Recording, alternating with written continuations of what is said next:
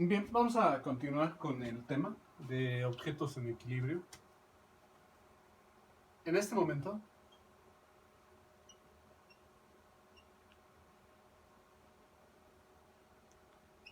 estamos platicando acerca del equilibrio de cuerpos bidimensionales.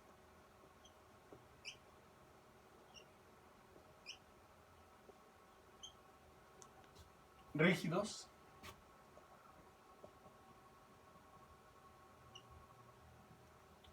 no se deforman. Los objetos son entonces extensos y sobre ellos actúan cargas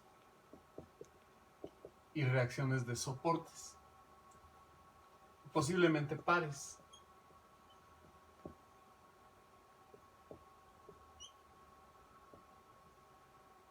¿De acuerdo? Y entonces las condiciones de equilibrio son que estamos trabajando en coordenadas cartesianas,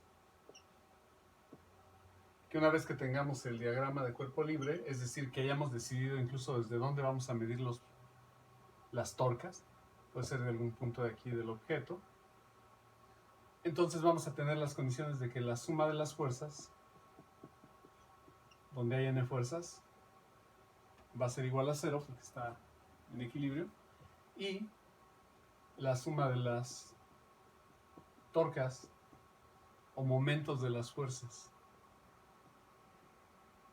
desde algún origen que se elija, más la suma de los pares. Vamos a poner otra letra aquí, J, donde J va desde 1 hasta M. Ese es igual a 0. Si se cumplen las dos condiciones, entonces los objetos están en equilibrio. Están en equilibrio. Es decir, la primera condición implica que no hay traslaciones y la segunda que no tiende a rotar, no rota. Entonces vamos a retomar con este ejercicio, el 52. Dice, la placa rectangular, placa quiere decir, la consideramos como un objeto plano, se mantiene en equilibrio por medio de la fuerza horizontal, el peso que actúa en el punto medio de la placa. Demuestre que F está dada por esta expresión. Pero ahí,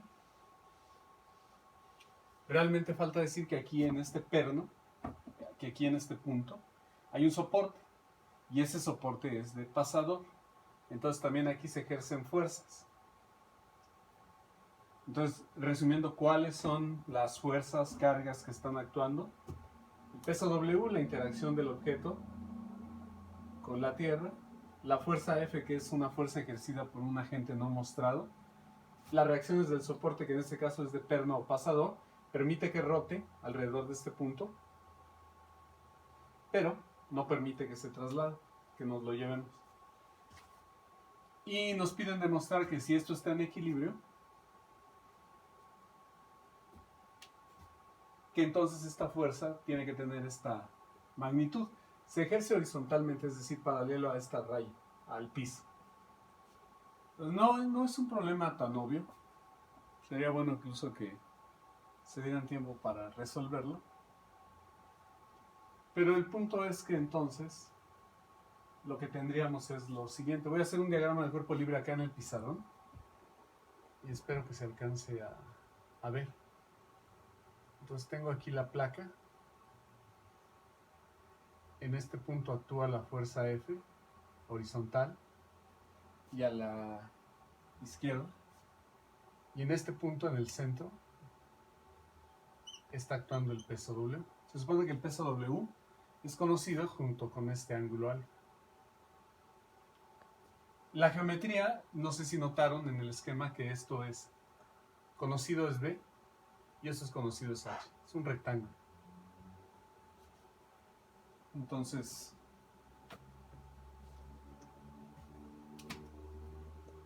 este es el punto medio de la placa, el punto central, y este es el punto extremo del otro lado. Entonces, este es F, este es W. Entonces, lo que nos falta aquí es hacer explícito que este punto le voy a llamar A. Como es un pasador, hace una fuerza horizontal y una fuerza vertical. Esas son las reacciones de este soporte.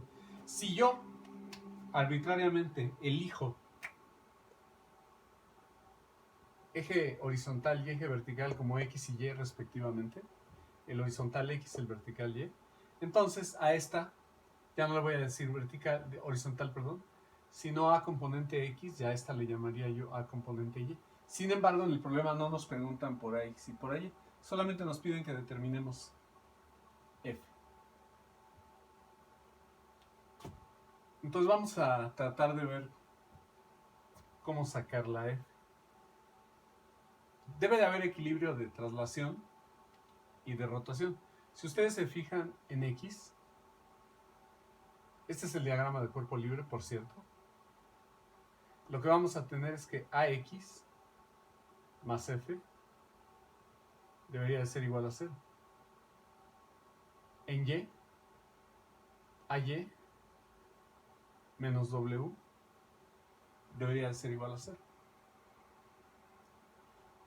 Pero me falta la ecuación de los momentos y la propuesta es que midamos los momentos desde aquí, desde A.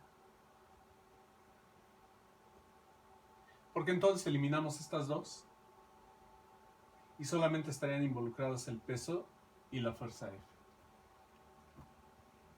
¿De acuerdo? Pues, ¿cómo le haríamos? Lo voy a hacer a través de la definición, aunque es un problema en 2 dimensiones. Entonces voy a medir los momentos desde aquí. Entonces estas dos no hacen momento, pero el W y el F sí. Voy a tratar de escribir el vector que va del origen al punto vértice del otro lado, que está acá, en función de la geometría. Esa va a ser toda la clave. Porque si yo logro determinar este vector, el que va, repito, de A a este punto, si quieren a este le pongo P, entonces lo que voy a tener es que para los momentos o torcas, voy a tener que R cruz F, le voy a llamar R desde aquí hasta acá, si quieren para no meter ya más notación, AP cruz F, más AP medios, porque el peso actúa en el punto medio, cruz W, voy a pedir que eso sea 0. Y de aquí sería factible obtener F, siempre y cuando seamos capaces de saber quién es el vector que va de A a P. Y eso es nada más la pura geometría. Entonces déjenme volver a pintar aquí el esquemita, tratando de poner solo lo esencial. Pues ahí está el rectángulo. Este ángulo de aquí es conocido y es alfa. Esta longitud, si se fijaron en el esquema, era B. Y esta de acá es H. O sea, este es H y este es B. Entonces voy a ver quién es este punto en términos de B y en términos de alfa. Este punto de aquí, recuerden, este es el eje X y el vertical es el eje Y. Entonces, este punto de aquí va a ser, como esto mide B, va a ser B coseno de alfa, B seno de alfa, en 2 dimensiones nada más. Entonces, B coseno de alfa, B seno de alfa. Esto es B coseno de alfa y esto es B seno de alfa. Si quieren, incluso lo puedo poner en rojo, este de acá. Y este también lo escribo en rojo, para que se distinga quién es quién. Aquí estoy construyendo un triangulito rectángulo. Por construcción es rectángulo. Entonces esto es B seno de alfa. Si no se alcanza a ver, lo digo. B coseno de alfa, lo azul. B seno de alfa, lo rojo. ¿De acuerdo? Ahora fíjense lo que pasa aquí. Pongan la atención con la geometría. Voy a prolongar esta línea hacia arriba. Y justo en este punto voy a trazar una línea que sea horizontal paralela a esta. Ahí está. Entonces, este triangulito negro que tengo aquí también es rectángulo por construcción. Si a este ángulo le llaman beta, ¿cuánto tiene que medir este? ¿Cuánto suman alfa y beta por ser parte de un triángulo rectángulo? 90 grados, ¿no? Alfa más beta es 90 grados. Pero fíjense que este ángulo de aquí, como es parte del rectángulo, es 90 grados. Pero desde aquí, desde la línea roja hasta la línea negra, es decir, si hago esto, así, hay 180. Pero aquí hay un ángulo de 90. Entonces, este que está aquí, más beta, también es 90 grados. Entonces, sí o sí, este angulito es alfa. Lo voy a hacer un poco más grande. Alfa. Ese ángulo es alfa. Entonces, ¿qué quiere decir? Si me compran la idea de que efectivamente este angulillo es alfa, híjole, está muy chiquita la figurita.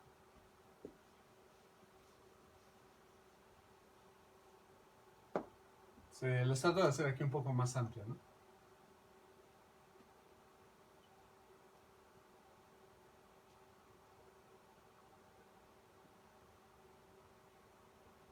Entonces lo que estoy diciendo es esto. Esta línea la voy a prolongar. Este ángulo es alfa, este ángulo es beta. Lo que estoy diciendo es que este ángulo de aquí también es alfa. Y que entonces, como esta raya que está aquí mide h, esta de aquí mide h, entonces este catetito es h coseno de alfa. Y este de acá, este otro cateto, es h seno de alfa. ¿Sí? El origen está acá. Mis ejes X y Y los estoy anclando aquí. Este es X y este es Y. A ver si ahí sí se ve. Y entonces dijimos que ahora este de aquí también es un triángulo rectángulo. Entonces, este cateto, desde aquí hasta acá, en términos de que ahora este es B y este es alfa, este mide B coseno de alfa y este de acá mide B por el seno de alfa. ¿De acuerdo? Entonces ahí tengo todo. Y recuerden que el objetivo ahorita es nada más tratar de encontrar cuál es el vector que va de aquí, al que le llamamos A, acá, al que le llamamos P. Quiero ese vector, el AP, porque vean que las torcas van a estar dadas en términos de AP, cruz la F que está actuando aquí. Tengo que tener cuidado, no se me vayan a revolver con esto. Entonces F estaría actuando aquí y el peso estaría actuando aquí en el punto medio. Entonces, si yo soy capaz de encontrar AP en términos de la geometría, ya el problema va a ser resoluble. Entonces, vean, imagínense que yo tengo un vectorcito que va de aquí a acá y luego le sumo este que está aquí y yo tengo AP. Me gustaría ver si están de acuerdo, pero bueno. Va otra vez. Lo que estoy diciendo es que este vector que va de aquí a acá, más este vector que va de este punto a este punto, ¿a quién es igual? Ahí está para ver. Regla del triángulo, ¿no? Para sumar vectores. Entonces, este vector más este vector es AP. ¿Sí? Es lo que ando buscando. Esta está muy chiquita, por eso ya no la seguí usando. Entonces vamos a ver. Vamos a trabajar con esta de acá.